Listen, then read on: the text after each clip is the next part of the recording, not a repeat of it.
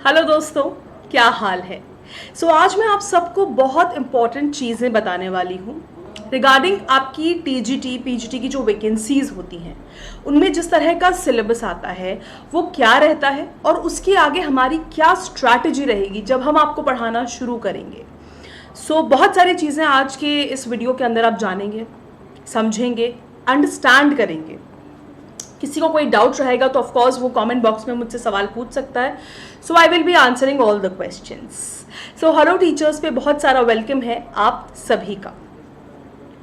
आप सब मुझे माधवी व्यास के नाम से अनअकैडमी के प्लेटफॉर्म पे फॉलो कर सकते हैं और टेलीग्राम चैनल है हमारा हेलो टीचर्स। ज्वाइन करना है टेलीग्राम चैनल, क्यों? ताकि आपको रेगुलर नोटिफिकेशन आते रहे हम जो भी क्लासेस ले रहे हैं उनका। आप अनअकैडमी के लार्जेस्ट लर्निंग प्लेटफॉर्म पे है जहां पे अगर आप एक बार प्लस सब्सक्राइब कर लेते हैं तो आपको अनलिमिटेड एक्सेस होता है लाइव और रिकॉर्डेड सेशंस देखने का। लाइव अगर आपने मिस किया तो आपको रिकॉर्डेड मिल जाएगा, बट लाइव मिस क्यों करना है? होता है हम कभी कभी मिस कर देते हैं। सारी चीज़ें आपके लिए अवेलेबल हैं। बैच कोर्सेज की बात करूं तो संग्राम बैच कोर्स है यूपी टेट का, जो आपको यहाँ पे दिखाई दे रहा है। इसके अलावा जो सबसे ज़्यादा इंपॉर्टेंट है वो है कि भाई निर्माण बैच कोर्स भी है जो सुपर टेट का है। ये सारे इंपॉर्टेंट है। निपुण बैच है सी टेट का, ये भी इंपॉर्टेंट है भाई हमारे लिए। 2 जून से DSSC PRT का बैच कोर्स भी चालू हुआ।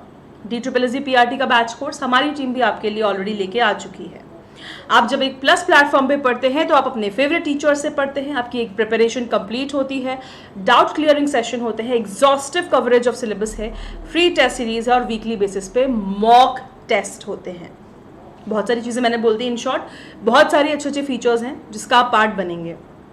आपका सिलेबस कंप्लीट होता है, अनलिमिटेड प्रैक्टिस है, पीडीएफ्स अनलिमिटेड हैं और रेगुलर बेसिस पे जैसे 1-to-1 जैसे कोई आप पर्सनल ट्यूशन पढ़ रहे हैं ना, उस हिसाब से आपके कंटिन्यू बेसिस पे डाउट क्लियरिंग सेशंस जो हैं वो हमारे प्लेटफॉर्म पे रेगुलर होते हैं आप सभी के लिए।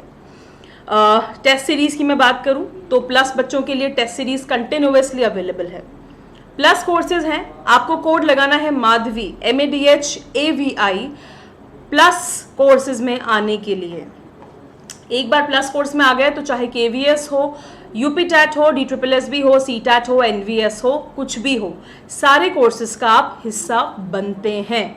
जी हाँ, और जितने भी एजुकेटर्स इस प्लेटफॉर्म पे पढ़ा रहे सब का आप पार्ट बनते हैं। ये आपका अनअकैडमी है और बहुत ही इंपॉर्टेंट सी चीज़ें मैंने आपको अनअकैडमी की बताई हैं कि आपको ऐसा फील होगा जैसे आप अपने घर में बैठे हैं। ऑफकोर्स आप घर में ही बैठे हैं, आप लोग ऑनलाइन क्लासेस ले रहे हैं, बट किस तरह से आप एकदम बेस्ट ढंग से इन ऑनलाइन क्लासेस को ले पाते हैं, ये चीज़ सबसे ज़्यादा मैटर करती है और ये चीज़ सबसे ज़्यादा इंपॉर्टेंट भी होती है।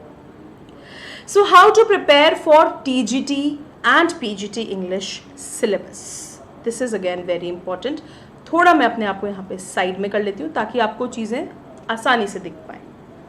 क्या एग्ज़ाम पैटर्न रहता है? अब चाहे आप यूपी TGT PGT की बात कर रहे हैं या आप DSSB TGT PGT की बात कर रहे हैं, एक बेसिक सिलेबस रहता है जो एक TGT PGT लेवल के बंदे से एक्सपेक्टेड होता है कि भाई उसको ये सब जानकारी होनी चाहिए। अब चाहे वो यूपी TGT PGT की तैयारी कर रहा है या फिर DSSB की तैयारी कर रहा है या फिर वो KVS लेवल तक की भी तैयारी कर रहा है तो क्या रहता है जानते हैं। अब DSSB KVS जैसे एग्जाम्स की अगर हम बात करें या चाहे हम यूपी टेट की भी बात करें, इंग्लिश सब्जेक्ट में हमारा क्या रहता है? वेल, सबसे पहले जानते हैं what is TGT, what is PGT and what is PRT। Category होती है, क्या होता है, क्या होता है? कौन बताने वाला है मुझे? What is TGT, what is PGT and what is PRT? भाई TGT लेवल जो आपका 6 to 8 का लेवल होता है उसको हम TGT लेवल बोलते हैं।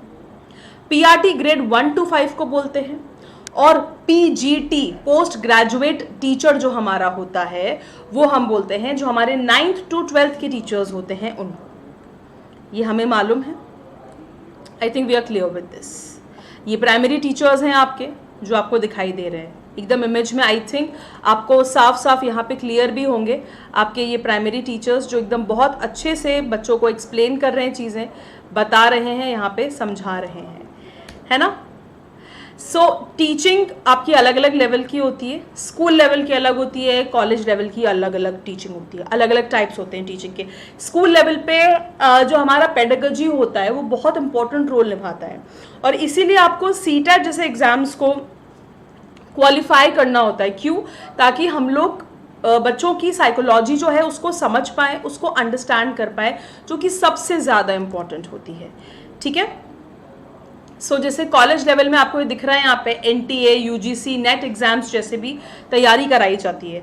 और हाँ, बनते टीचर वहाँ भी हैं, बट वहाँ पे आप एक प्रोफेसर लेक्चरर बन रहे हैं तो आप इन एग्जाम्स की बच्चों को तैयारी करवाते हैं। ठीक है, आगे बढ़ते हैं तो क्या रहता है। जैसे भाई यहाँ पे देखिए लेवल्स बहुत अच्छे से स्पेसिफाइड है, मैं आपको ऑलरेडी बता चुकी हूँ। अगर आप पीआरटी का टीचर बनते हैं तो आपको सीटैट का पेपर 1 और पेपर 1 क्लियर करना होता है ग्रेड 1 to 5 के लिए। टीजीटी ग्रेड 6 to 10 जैसे कि यहाँ पे स्पेसिफाइड कि अब 6 to 10 का ग्रेड आ गया है पूरा, और पोस्ट ग्रेजुएट जिसमें हम 11 to 12 को पूरी तरह से स्पेसिफाई कर रहे हैं। हु कंडक्ट्स दिस एग्जाम, क्यों होते हैं ये एग्जाम्स, किस लिए होते हैं, एक टीचर बनने के लिए हमें क्यों ये एग्जाम्स चाहिए, why do we need it.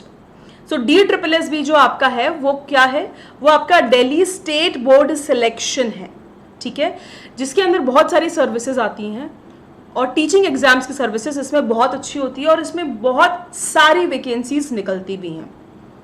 KVS आपके केंद्र विद्यालय हो जाते हैं, और NVS हमारे नवोदय विद्यालय हो जाते हैं।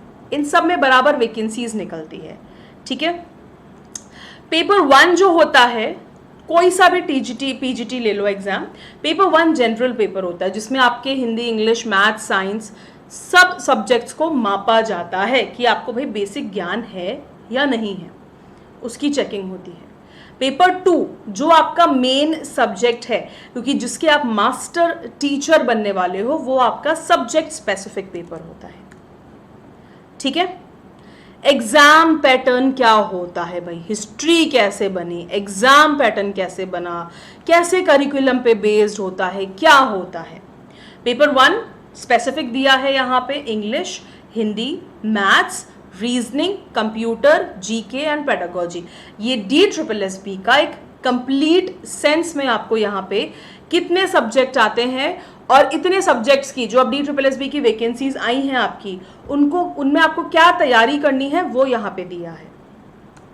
ठीक है, ग्रामर की अगर हम बात करें, इंग्लिश, क्योंकि हम इंग्लिश सब्जेक्ट को यहाँ पे स्पेसिफाई कर रहे हैं, सो आपके पार्ट्स ऑफ स्पीच, इडियम्स आपको दिख रहे हैं, इन्फिनिटिव्स दिख रहे हैं, क्वेश्चन टैग्स दिख रहे हैं, वन वर्ड सब्स्टिट्यूशंस दिख रहे हैं, कंडीशनल सेंटेंसेस दिख रहे हैं आपको।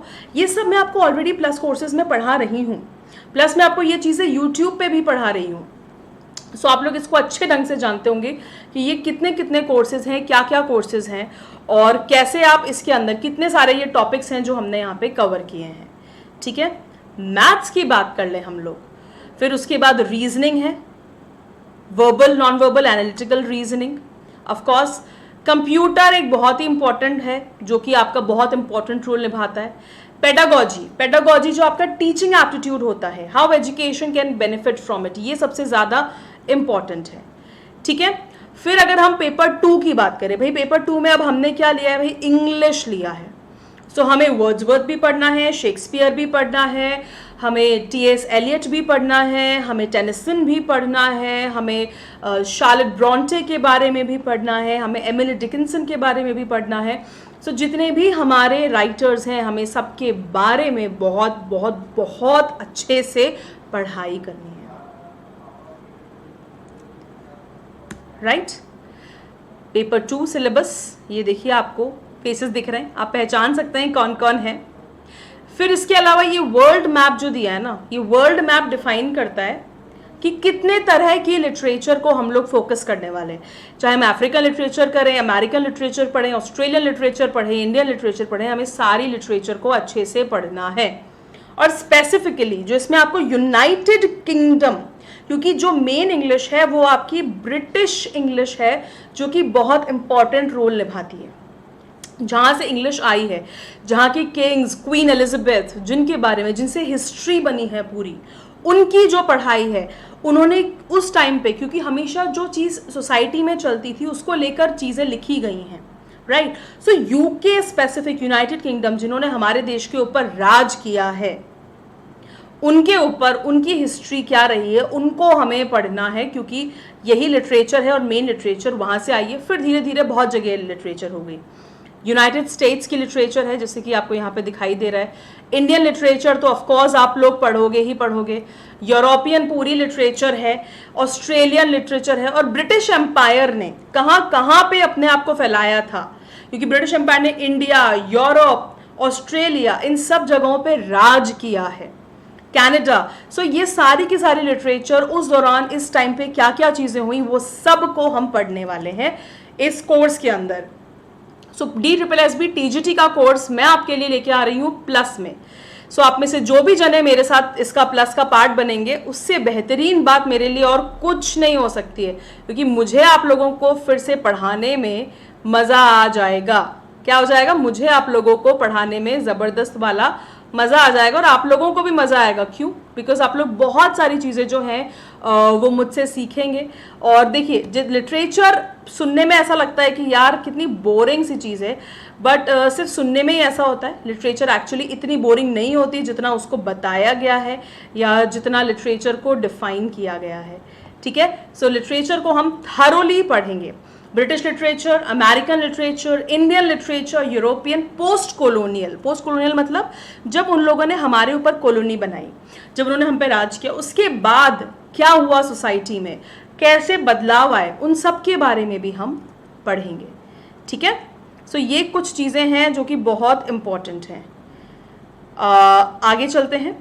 फिर इसके अलावा और भी सिलेबस बहुत सारी चीज़ें हैं। देखिए, एजेस बताई हैं यहाँ पे, old English, middle English, Renaissance, neoclassical, romantic, Victorian, Edwardian, Georgian, modern, post modern.